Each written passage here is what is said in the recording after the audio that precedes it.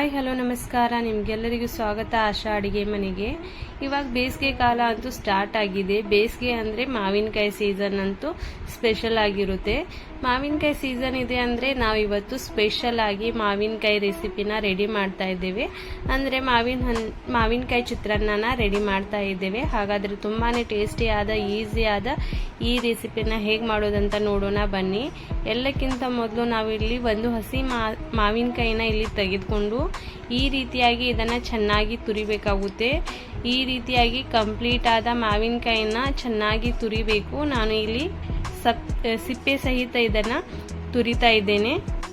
ಇವಾಗ ನೋಡಿ, ಒಂದು ಮಿಕ್ಸಿ ಪಾತ್ರೆಯಲ್ಲಿ 1 ಟೇಬಲ್ ಸ್ಪೂನ್ ಅಷ್ಟು ಸಾಸಿವೆ, ಅರ್ಧ ಇಂಚದಷ್ಟು ನಾವು ಇಲ್ಲಿ ಹಸಿ ಶುಂಠಿನ ತೆಗೆದುಕೊಳ್ಬೇಕು. ಅದರ ನಂತರ ನಾನು ಇಲ್ಲಿ ಕೊಬ್ಬರಿ ತುರಿನ 1 ಕಪ್ ಅಷ್ಟು ತೆಗೆದುಕೊಳ್ಬೇಕು. ಅದರ ನಂತರ 1/2 ಕಪ್ ಅಷ್ಟು ಕೊತ್ತಂಬರಿ ಸೊಪ್ಪನ್ನು ತೆಗೆದುಕೊಂಡು ಇದಕ್ಕೆ ಸ್ವಲ್ಪನೇ ನೀರನ್ನು ಹಾಕಿ ಇದನ್ನು ಚೆನ್ನಾಗಿ ರೆಡಿ ಮಾಡ್ಕೋಬೇಕು. ಇದನ್ನು ಪೇಸ್ಟ್ ಮಾಡಿದ ನಂತರ ಇಲ್ಲಿ ಒಂದು ಪಾತ್ರೆನ ತೆಗೆದುಕೊಂಡು ಇದರಲ್ಲಿ 8 ಟೇಬಲ್ ಸ್ಪೂನ್ ಅಷ್ಟು ಆಯಿಲ್ನ ಹಾಕ್ತಾ ಇದ್ದೇನೆ. 2-2.5 ಸ್ಪೂನ್ ಅಷ್ಟು ಆಯಿಲ್ನ ಹಾಕೋದು. ಅದರ ನಂತರ ನೋಡಿ, ನಾನು ಇಲ್ಲಿ 2 ಟೇಬಲ್ ಸ್ಪೂನ್ ಅಷ್ಟು ಕಡಲೆಬೇಳೆನ ಹಾಕ್ತಾ ಇದ್ದೇನೆ. ಅದರ ನಂತರ ನಾವು ಇಲ್ಲಿ 1/2 ಟೇಬಲ್ ಸ್ಪೂನ್ ಅಷ್ಟು ಸಾಸಿವೆನ ಹಾಕೋಣ. ಇದು ಚೆನ್ನಾಗಿ ಇಲ್ಲಿ ಸಾಸಿವೆ ಚೆನ್ನಾಗಿ ಸಿಡಿತಾ ಇದೆ ಅಂದರೆ ಆಯಿಲ್ ಕೂಡ ಚೆನ್ನಾಗಿ ಬಿಸಿಯಾಗಿದೆ.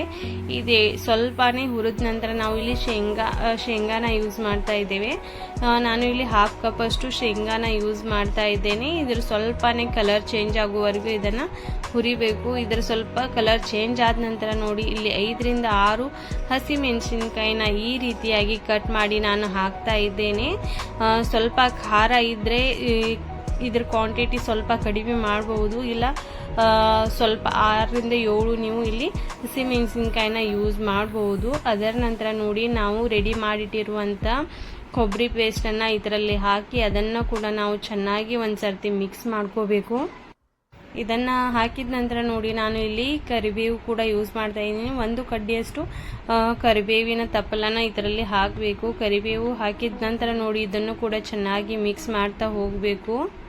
ಇದನ್ನು ಹಾಕಿದ ನಂತರ ತುರಿದಿಟ್ಟಿರುವಂಥ ಮಾವಿನಕಾಯಿನ ಇದರಲ್ಲಿ ಹಾಕಿ ಅದನ್ನು ಕೂಡ ಒಂದ್ಸರ್ತಿ ಚೆನ್ನಾಗಿ ಮಿಕ್ಸ್ ಮಾಡಬೇಕು. ಸ್ವಲ್ಪನೇ ಇದರ ಕಲರ್ ಚೇಂಜ್ ಆಗುವವರೆಗೂ ಇದನ್ನು ಸ್ವಲ್ಪ ಅಂದರೆ 1 ನಿಮಿಷವರೆಗೂ ಇದನ್ನು ಮಿಕ್ಸ್ ಮಾಡಿ ಬಿಟ್ಟಿದ್ದೆ. ಅದರ ನಂತರ ನಾವು ಇಲ್ಲಿ 1/2 ಟೇಬಲ್ ಸ್ಪೂನ್ ಅಷ್ಟು ಇಲ್ಲಿ ಅರಿಶಿನ ಪುಡಿನ ಹಾಕ್ತಾ ಇದ್ದೇನೆ. ಅರಿಶಿನ ಪುಡಿನ ಹಾಕಿದ ನಂತರ ಚೆನ್ನಾಗಿ ಮತ್ತೊಮ್ಮೆ ಇದನ್ನು ಮಿಕ್ಸ್ ಮಾಡಬೇಕು. ಇದನ್ನು ಮಿಕ್ಸ್ ಮಾಡಿದ ನಂತರ ನೋಡಿ, ನಾನು ಇದಕ್ಕೆ ರುಚಿಗೆ ತಕ್ಕಷ್ಟು ಉಪ್ಪನ್ನು ಹಾಕ್ತಾ ಇದ್ದೇನೆ.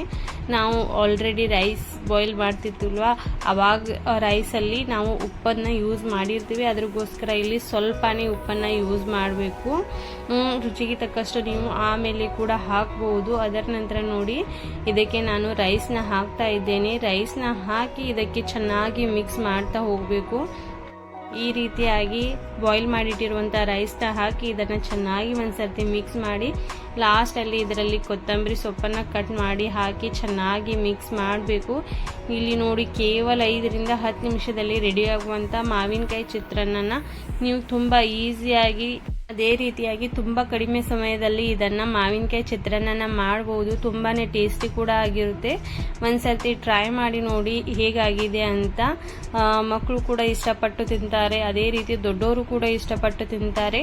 ಈ ವಿಡಿಯೋ ಇಷ್ಟವಾದರೆ ಲೈಕ್ ಮಾಡಿ, ಶೇರ್ ಮಾಡಿ, ಸಬ್ಸ್ಕ್ರೈಬ್ ಮಾಡೋದನ್ನು ಮರಿಬೇಡಿ.